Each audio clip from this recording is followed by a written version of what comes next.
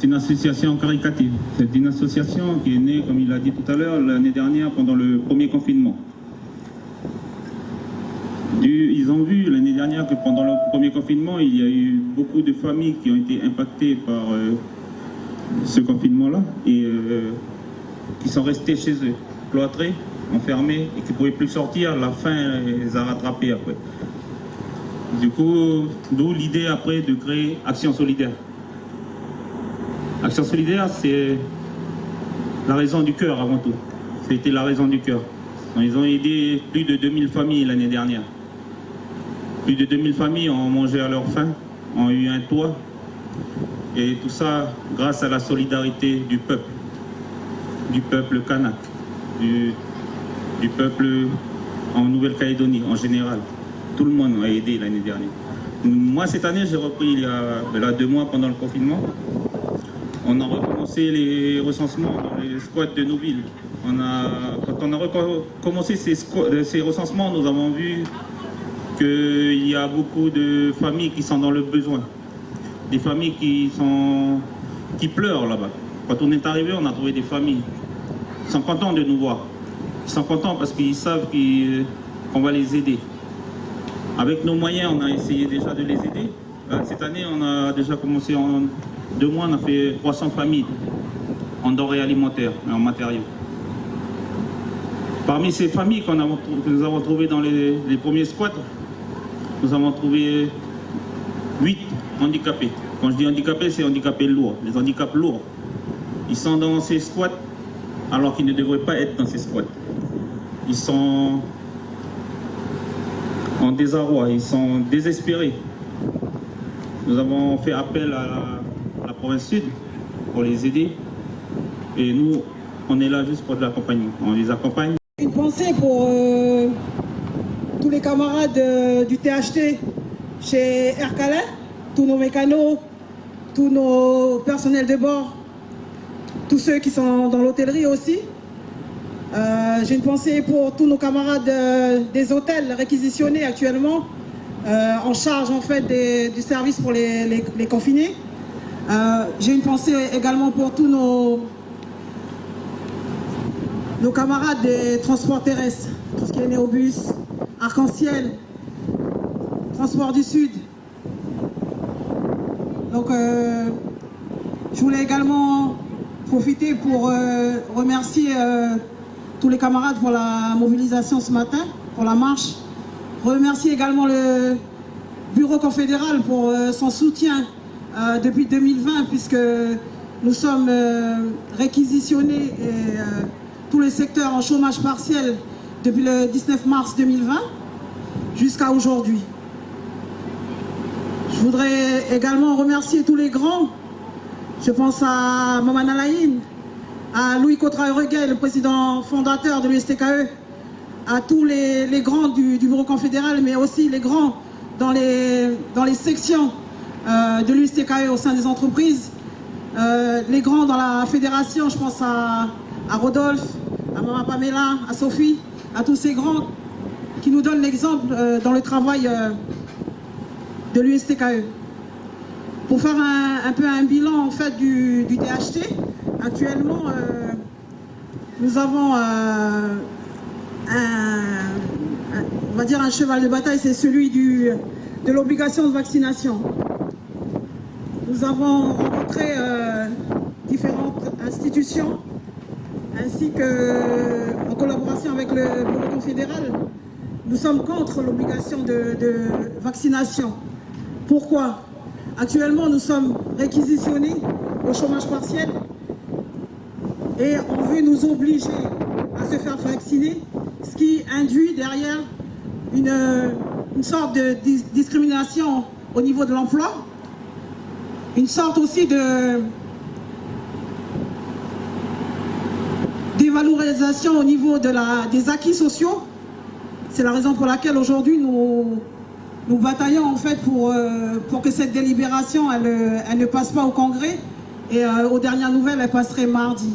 Effectivement, il y a eu quelques évolutions puisque avec le président nous avons participé à une réunion au CDS hier et effectivement on ne parle plus d'obligation de vaccination mais on précise en fait et on travaille, on cible en fait les postes qui sont au contact avec les voyageurs pour permettre en fait de définir un statut, puisque nous ne sommes pas statut sanitaire, mais nous sommes simplement statut commercial pour ce qui concerne les hôtels et les avions. Donc voilà un peu pour le point du THT. J'ai une pensée également pour tous nos camarades du Sud, à Yaté, parce que le conflit de l'usine du Sud, effectivement, a eu des conséquences sur l'hôtel Kanoua. Donc, une pensée à tous nos camarades de Yaté, qui sont, effectivement, c'est les conséquences, en fait, de tout ce manque de budget, en fait, et cette économie qui finalement, ne fonctionne pas. Aujourd'hui, il y a beaucoup de camarades dans des situations précaires, dans des situations sociales auxquelles on essaye de travailler et d'aider avec le bureau confédéral. Donc voilà, je voulais aussi avoir une pensée pour la jeunesse de ce pays. Comme disait le camarade tout à l'heure, il faut qu'on travaille, il faut qu'on soit ensemble. Il faut être aussi dans les différentes sections, dans les différentes structures, organisateurs comme le STKE, pour pouvoir effectivement sortir de cette situation.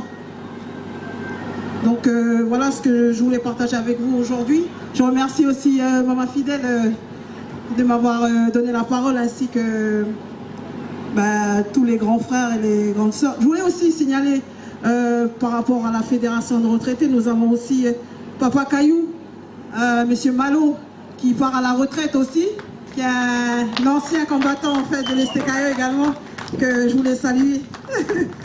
Et voilà, merci encore camarades et bonne fête du travail à tout le monde. Qui sont à la recherche d'un emploi. Alors moi je vais être assez succinct parce qu'on m'a dit juste 5 minutes, malgré notre représentativité, non 2 heures. Donc voilà, moi pour revenir un peu par rapport au conflit de l'époque Vallée qui devient maintenant Goro Ressources. Donc de vous rappeler que le conflit c'est depuis déjà en juillet-août de l'année dernière, dans lequel l'USTKE a été intégré le combat de l'usine du Sud au travers de l'ICON. Et à partir de là, donc les mobilisations à différents jours de grève, à hauteur de 8 ou 10 jours de grève, reconductibles. Et d'ailleurs, ces jours de grève sont toujours suspendus, à part le protocole de fin de conflit du 30 mars. Donc, l'accord de fin de conflit que le CKE a signé le 30 mars, c'est l'issue de l'accord politique du 4 mars, dans lequel le CKE a beaucoup contribué, participé, et a suspendu au dernier moment, avant la conclusion, par rapport à la présence de Trafigura et de M. Gurira, juste pour faire un petit récap. N'empêche qu'on a beaucoup contribué à ces échanges et puis que ça a abouti à cet accord politique. Dans cet accord politique, au travers de ses partenaires, ils nous ont donné la charge de gérer la question des salariés. Donc la question des salariés, au travers de cet accord politique, a simplement mis une réinsertion, d'où la complication d'intégration de ces camarades. Donc, à savoir que l'impact lié à ce conflit, je veux dire, ça touchait pas loin de plus de 100 salariés en termes de chômage partiel qui n'ont pas pu bénéficier, des mesures et sanctions disciplinaires, donc à hauteur de 40, et le reste, les points bloquants pour lesquels ça nous a conduit aux accords du 30, c'est les 34 salariés licenciés, plutôt 35. Donc il y a eu des discussions, donc ça a bloqué, donc on a sollicité la province Sud et le président du groupe FLN de la province Sud, en la personne de M. Louis Mapou, ainsi que Mme Baquès, en tant que médiatrice. Et donc voilà, ça nous a conduit 2 ou 3 semaines de négo assez dures pour la réintégration totale des 35 camarades. Donc il se trouvait que ça a bloqué avec la direction de Goro Ressources, de Goro Ressources, et de fait de nommer la médiation. Donc aux discussions, donc à la dernière réunion, dernière ligne droite, on va dire ça, donc on a pu trouver un équilibre au travers de deux visions, qui est celui de l'USTKE par rapport à ses adhérents et les salariés licenciés, et celui de Valais. Donc on a pu conclure un accord qui réintégrait pas loin de 26 salariés des 34, et il restait 8 à renégocier. Donc ces 8, aujourd'hui, c'est un comité arbitral qui gère, et on a eu du mal à mettre en place le comité arbitral par rapport à un règlement intérieur. Donc on s'est tombé d'accord mercredi dernier qu'il n'y aurait pas de règlement intérieur, mais simplement on se cale sur ce qui a été arrêté au sein de cet accord, c'est-à-dire l'application pure et simple du comité arbitral. Donc voilà aujourd'hui la situation par rapport à ces licenciés. Donc les 26 qui sont réintégrés, donc qui sont réintégrés au plus tard le 15 juin. Donc on aurait aimé qu'ils soient intégrés un peu plus tôt. Donc malheureusement, donc la direction, donc c'est une discussion qui reste encore à essayer de faire avancer ce point-là. Et les 8 autres, dans lequel là où c'est vraiment bloquant, c'est le 8 camarades dans lequel bon, il qualifie qu'il y a eu des motifs assez graves pour qu'ils ne puissent pas réintégrer. Sauf que dans ce comité arbitral, on va peser le pour et le contre en fonction des faits qui sont reprochés, de manière à ce qu'on pourrait au moins tirer au plus au mieux ceux qui sont réintégrables, et à défaut, ceux qui ne pourront pas réintégrer, donc des mesures d'accompagnement, de réhabilitation. Donc nous, la première ligne de défense est d'abord celui de rester sur le principe d'intégration totale. Donc on est 5 du membre du comité arbitral, à savoir un du collectif Usupican, un de l'USTKE, 2 de Goro Ressources et 1 de la province Sud. Donc le point bloquant, le règlement intérieur, parce que ça nous amène dans les discussions à un vote. Et nous, on ne voudrait pas passer au vote en sachant que si jamais on passe au vote, ben, la décision d'acter le licenciement va se faire, quoi. Donc c'est là-dessus qu'on tiraille un peu. À savoir une dernière réunion avec les fameuses personnes impliquées hier pour trouver une stratégie de manière à qu'on arrive à essayer de déjouer ce plan de vote, de décision pour pouvoir réintégrer. Donc jusqu'aujourd'hui, avec le collectif, on est sur cette ligne de dire une réintégration pure et simple de l'ensemble. Donc après, on verra les discussions d'ici là par rapport à ce comité arbitral. Donc voilà ce que je pourrais vous dire aujourd'hui par rapport à la situation des salariés licenciés. De vous dire aussi que je parlais des 34, mais il y a eu 40 convocations pour procédure de licenciement qu'on a pu négocier pour des mises à pied. Ils voulaient d'abord 15 jours de mise à pied, mais on a pu avoir quand même 5 jours de mise à pied. Et là, on est en train de négocier encore pour faire tomber ces 5 jours de mise à pied. Donc ça, c'est quand même 40 salariés. Donc voilà un peu là. Je pense qu'on a quand même amené pas mal de choses, mais le plus gros morceau, c'est les 8. Et parmi les 8, ben, il y a 5 ou 6 jeunes de Goro, là où la montagne de ressources y est, quoi. Et de vous dire aussi que sur les 34, ou même plus, il y a moins 90% des jeunes de Yaté. Donc c'est là-dessus on était assez dur sur cette ligne de maintenir. C'est vrai que c'est que des Kanaks, mais des Kanaks de Yaté. Donc là, il est tout à fait normal que l'USTKE s'engage à fond de manière à réintégrer le plus vite possible, en fonction de nos moyens de discussion, et le plus largement possible en fonction de ces salariés impactés. Donc voilà, en termes d'infos par rapport à la situation. De vous rappeler aussi que parmi les conséquences ou les résultats de ce combat, ça a quand même permis à remodeler l'actionnariat de l'entreprise, à savoir que le pays passe à 51%. Et de dire aussi que le business plan, je pense que ça pourrait correspondre, mais on pourrait faire mieux. Mais comme on n'a pas pu continuer les discussions à terme, mais moi je pense qu'il y a encore chose à aller gratter. Et le plus grand, c'est aussi de rapatrier les titres à la province sud. Même si c'est la province sud, on peut dire que c'est Mme Paquet qui cherche en termes de majorité politique. Mais ce qui est important, c'est que ça appartient au pays, quoi. Donc voilà. Voilà ce que je pourrais dire comme info par rapport à ce combat où pour l'instant, la population de Yaté subit, surtout les salariés.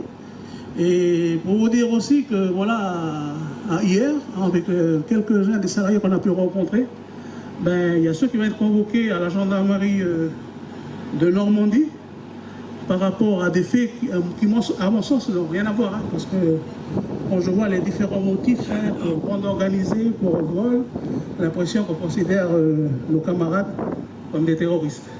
À savoir maintenant, avec le nouveau procureur qu'il y a là-haut, ben, ça va être très dur. Le nouveau président, au commissariat en bas, et le nouveau président, responsable du COES, on a l'impression qu'ils ont fait la même école. Donc ça va être très dur pour nous aujourd'hui. Voilà comme précision, comme information par rapport au conflit du Sud. Merci. Que souvent dans ces, on dira dans ces espaces où on est plusieurs à mener le combat d'un certain niveau, on n'a pas souvent la main sur tout. Pour autant, on peut saluer l'USTKE qui a continué à mobiliser pour que les salariés ne subissent pas des licenciements. Il a traduit directement, hein, enfin partiellement, mais on est passé quand même de 76 salariés licenciés, on les a ramenés à 8 quand même. Et les salariés concernant licenciés ne sont pas tous à l'USTKE. L'USTKE, avec son bureau confédéral et les responsables, ont pris la décision de soutenir les salariés qui ont rejoint la lutte, même des autres syndicats. Ça, il faut être fier de l'USTKE, ça. Ça, c'est l'USTKE, ça. Effectivement, on a nos règles, on a nos statuts. On pourrait se dire qu'on ferait du nombrilisme à penser à nous. Non, l'USTKE, pendant la difficulté et pendant les réunions, on prend la décision de s'occuper de pratiquement la totalité des salariés, même non syndiqués à l'USTKE. Encore bravo à nos responsables et bravo aux engagements. Oh, j'ai tellement encouragé qu'il m'aurait dit un dernier mot.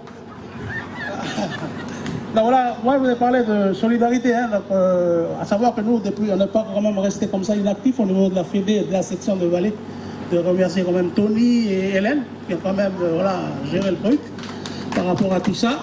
À savoir qu'on a fait des repas, des petits bingos, donc on a pu récolter pas loin de 1 million, qu'on a réparti à 40 familles hein, en première nécessité. Et le prochain bingo, ça va être le 8, donc ça va être aussi pour l'ensemble des... Donc là-bas, aux maisons des syndicats, des gens qui sont dans le besoin. Des gens qui sont dans le besoin. Et peut-être aussi au cas où on y va au tribunal, c'est pour les frais de justice. Voilà, c'est juste pour préciser. Merci.